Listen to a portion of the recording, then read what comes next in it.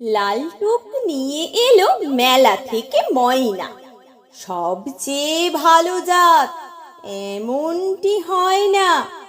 হপ্তানা কাটতেই মিঠে বুলি ধরবে। বলে দেখো, যা শেখাবে অনায়াসে পড়বে। লালটুক মহা খুশি, হাসি তার ধরে না। ময়না নিয়েই থাকে, পড়াশুনো করে না।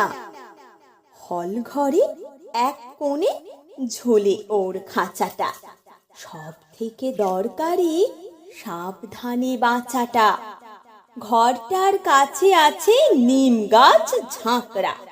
দল বেঁধে ঝাঁকে ঝাঁকে থাকে সেথা কাকড়া। ময়নাটা দিন দুই চুপচাপ থাকলো, ঘাড় কাত করে করে কিছু শুনে রাখলো। হাত থেকে ছাতু খায় হাত পেতে রাখলে। কুক করে সাড়া দেয় নাম ধরে ডাকলে। খোকা ভাই একদিন লালটুক দিদিকে বলেছিল, ময়নাটা একদিনে কি শেখে বলো দেখি, কদ্দূর প্রোগ্রেস করলে। ডাকলেই সাড়া দেবে, লালটুক বললে।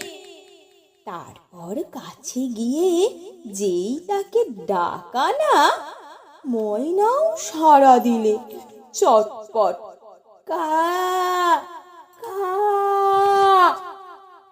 লজ্জায় লালটুক কেঁদে ফেলে ভ্যাঁ করে।